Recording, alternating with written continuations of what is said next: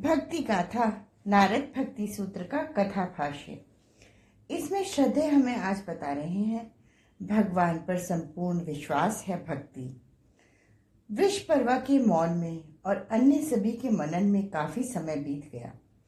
हिमालय के हिम शिखर सजग किंतु सर्वथा शांत खड़े थे।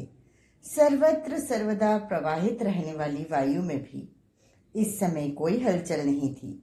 हिम पक्षी ना जाने क्यों अचानक शांत हो गए थे। हिम पशुओं में भी किसी का रव नहीं सुनाई दे रहा था। हिमालय के इस परम पावन व दिव्य क्षेत्र में इस समय ना कोई कोलाहल था और ना कोई स्पंदन। निस्पंदता व नीरवता ही चहुं ओर बिखरी हुई थी। कोई किसी से कुछ कह नहीं रहा था। हालांकि सबके मनों में भील कन्या जीवंती का व्यक्तित्व अपना प्रकाश बिखेर रहा था। स्वयं महाराज वृषपर्वा की स्वचेतना भी उसी के आलोक से आलोकित थी।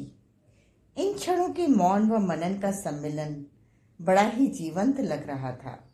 पता नहीं ये पल कब तक यूं ही बने रहते, लेकिन तभी ब्रह्म ऋषि पामदेव ने बड़े ही सौम्य व शिष्ट स्वर में अपनी जिज्ञासा प्रकट की। महाराज वृषपर्वा, आपके अपने व्यक्तित्व का रूपांतरण और जीवंती के जीवन ने मुझे बहुत ही सुखद एहसास के साथ प्रेरित किया है। इस बारे में कुछ और अधिक सुनने व जानने के लिए उत्सुक हूँ। महर्षि वामदेव के इस कथन का सभी ने समर्थन किया और संवेद सहमति जताई। सचमुच ही जीवंती का जीवन व उसकी भक्ति दुर्लभ है। ब्रह्म ऋषि पुलह के इस कथन ने महाराज वृषपर्वा को एक अनूठी अनुभूति दी। अपने को इस अनुभूति में लपेटे हुए विनम्र स्वर में उन्होंने कहा, आप सभी का आदेश मुझे पूरी तरह से मान्य है, किंतु इसी के साथ मेरा अपना एक अनुरोध भी है। अवश्य कहें राजन। यह स्वर देवऋषि का था। संभवतः वह वृषपर्वा के अंतर्मन से सुपरिचित हो चले थे। सचमुच ही देवऋषि के कथन ने प्रतापी सम्राट रहे वृषपर्वा को उत्साहित किया। इसी उत्साह में वह बोले, मुझे आपके अगले सूत्र के श्रवण की तीव्र प्रतीक्षा है। यह प्रतीक्षा तो हम सबको भी है। महर्षि ऋषि पुलह ने वृषपर्वा के साथ अपनी सहमति जताई।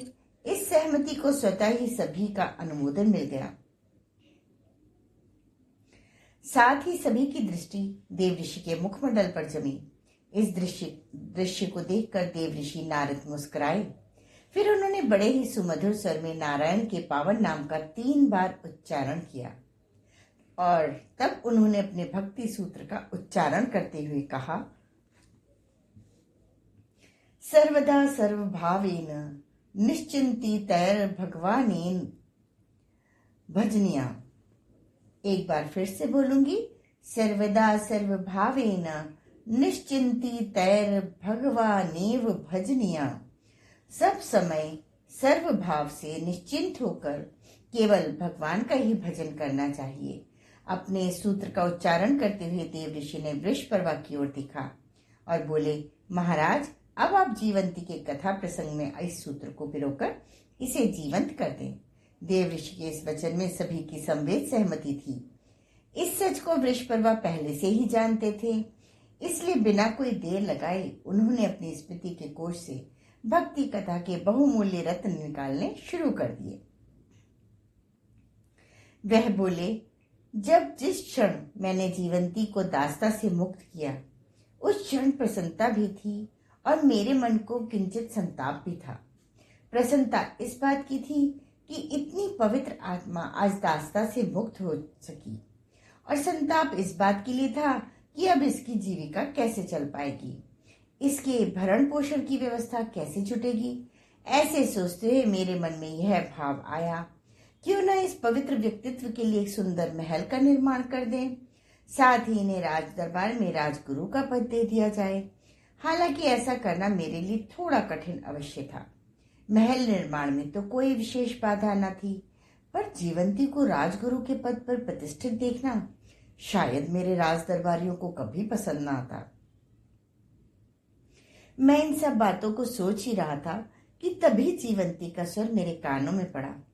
क्या सोचने लगे महाराज, मेरे जीवन की व्यवस्था के लिए व्यर्थ चिंतित ना हो। अरे भगवान पर पूरा पूरा भरोसा ही तो भक्ति है। अगर भगवान पर भरोसा ही नहीं है तो मन में तो फिर भक्ति कैसी। भक्त तो हमेशा यही भरोसा करता है कि जिसने जीवन दिया, क्या वह इतना ना कर सकेगा कि वह उस जीवन के जीने के लिए समुचित व्यवस्था जुटा दे। क्या वह इतना ना कर सकेगा कि मुझे अपना बना ले। जिसने हड्डियों में प्राण फूके, जिसने मिट्टी को जीवंत किया, क्या उससे इतना भी ना हो सकेगा कि मैं जैसी हूं वह मुझे वैसा ही स्वीकार कर ले। हे सम्राट, मेरी अनुभूति यह कहती है भगवान अवश्य ही मुझे स्वीकार कर लेंगे। जो मेरे इस कथन पर भरोसा नहीं कर पाते, समझो कि उन्होंने भगवान को कभी पुकारा ही नहीं, कभी उन्होंने हृदय भरकर मांगा ही नहीं, कभी उन्होंने अपने आप को पूरा का पूरा उनके हाथ में सौंपा ही नहीं, कभी उन्होंने हृदय पूर्वक उनसे कहा ही नहीं कि आओ मुझे स्वीकारो और जैसे चाहो मुझे रखो। अगर मैं लायक नहीं हूं तो मुझे अपने लायक बना लो। मैं सब तरह से तुम्हारे लिए तैयार हूं। जीवंती जो भी कहती जा रही थी उसकी बातें दिल को छू रही थी। बस मन यही कह रहा था, वह बोलती जाए और मैं चुपचाप सुनता रहूं। वह कह रही थी, भक्त का मार्ग अति सुगम है, परंतु उसका पहला कदम बड़ा ही कठिन है, क्योंकि प्रायः सभी के मन में ऐसा ही बना रहता है कि हम अपने सूत्रधार स्वयं बने रहें। इसीलिए तपस्वियों का, सिद्धों व साधकों का अहंकार मरता नहीं, बस नए नए रूप ले लेता है, धारण कर लेता है।